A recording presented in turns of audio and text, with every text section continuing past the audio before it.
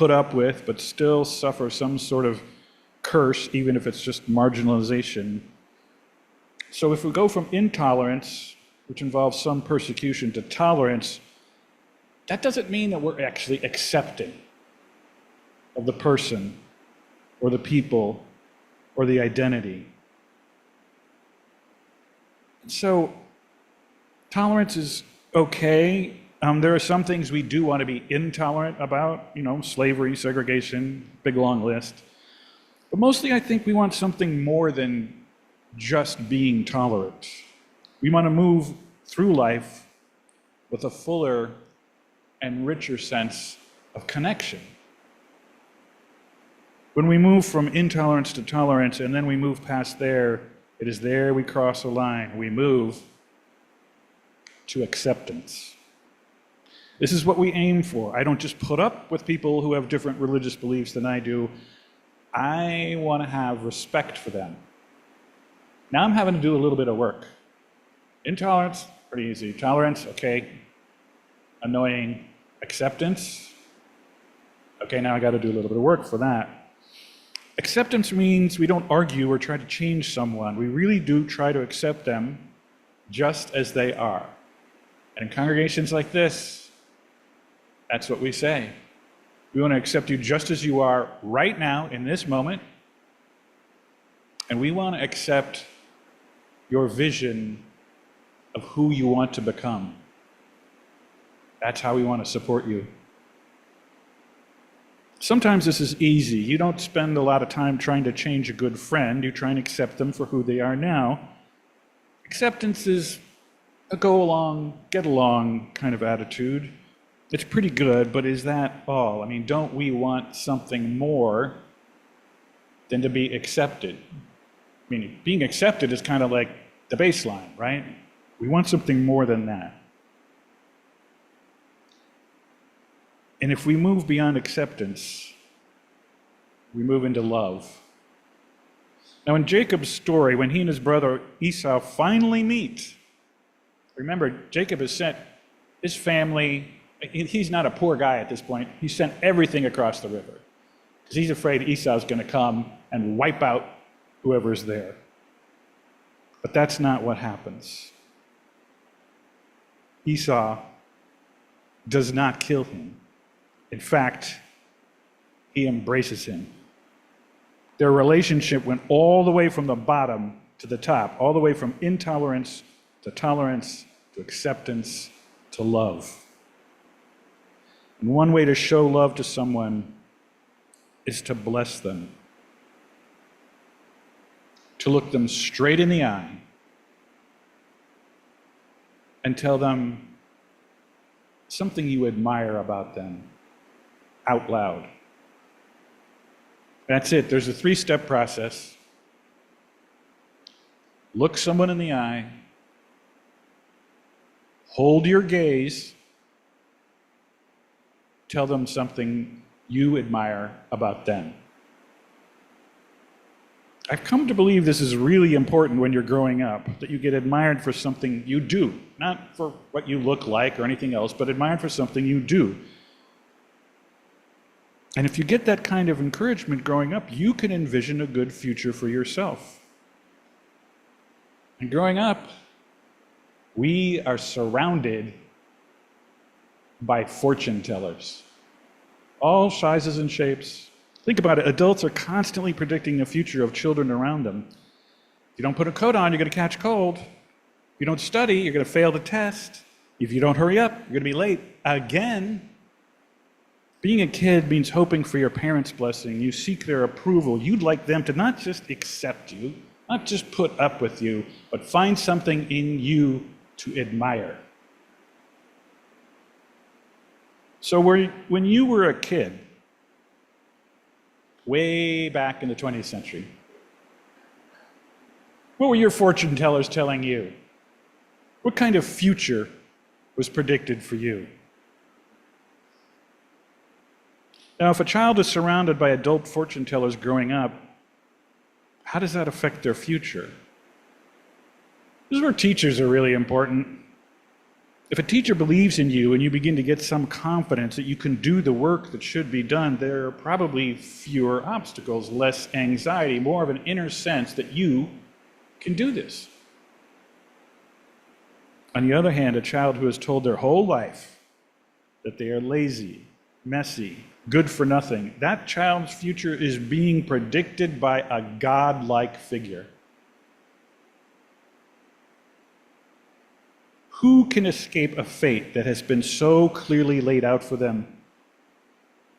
It would be pretty rough. And what are these fortune tellers telling us about God, religion, the universe, everything?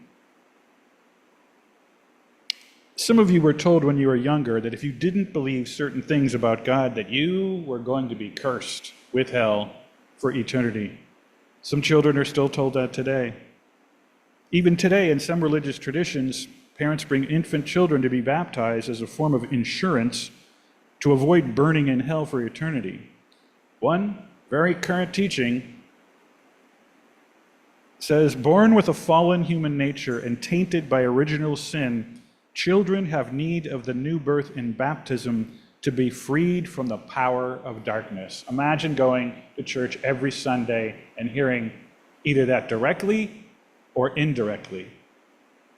You really, as a kid growing up, have very little, if no, defense against that.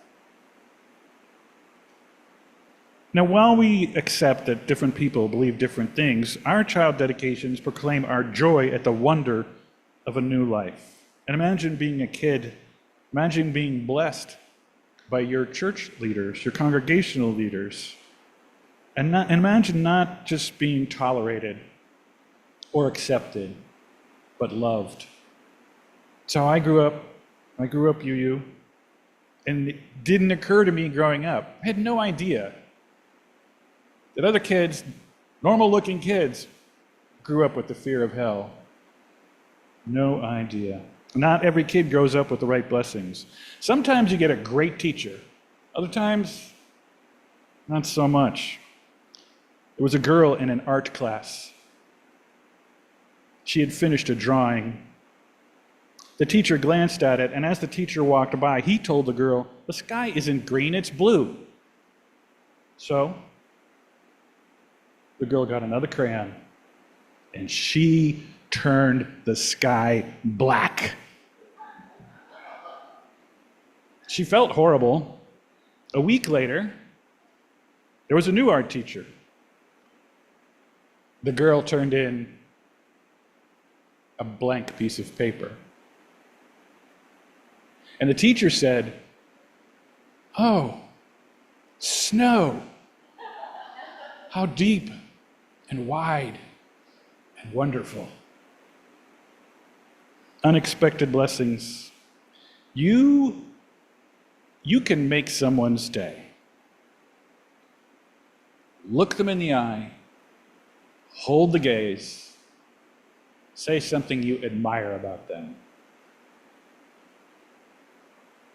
We hope a new teacher blesses us. We hope that they see something special in us. And when they don't, it can hurt. In my own life, there was a point when I wanted a blessing from my father that I did not get. I couldn't put it in words like that at the time. I didn't want to just be tolerated. I didn't want to be accepted. I wanted my father to find something in me that was admirable. I just wanted it. I didn't want the fact that I wanted it, and yet there it was. Fast forward years later, I graduate from Unitarian Universalist Seminary. My father was there, and he told me he was proud of me. I had never heard those words from him. I'd waited 20 years, but I got it. We may wrestle with an angel or wrestle with love from a blessing, and maybe we get it and maybe we don't, but either way, we wrestle with it until we finally ourselves are able to arrive at a peaceful conclusion. The dawn comes up. We got a limp in our step, but we're going to move on. We're not going to wallow in the river all day and all night. The year before my grandfather died, I came to my father's house to hang out with the two of them. The three of us had not been in the same room for many years, since I was a little kid. At this point, I'm probably in my 20s. And something curious happened. I saw how Dad and his dad, Grandpa, behaved toward each other.